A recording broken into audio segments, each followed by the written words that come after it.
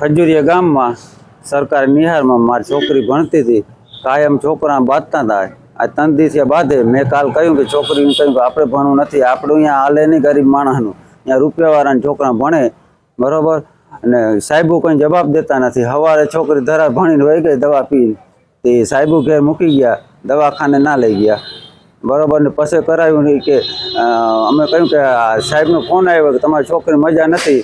હું વાડીથી કામ કરી ઘેર આવ્યો હતો, છોકરી દવા પીને હોતી હતી, અમે હોસ્પિટલ લઈને આવ્યા.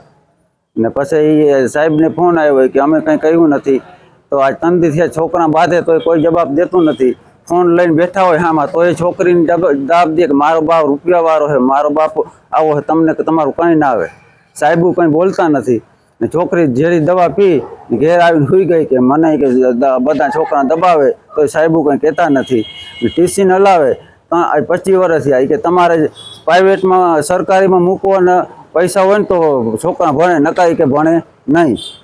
સરકારીમાં કે આવા જ ભણે બરાબર. ત્યાં મારે બાંધે બધું હાલે કે સાહેબો કે ટીસીમાં મૂકો તો તમારા છોકરા ભણે.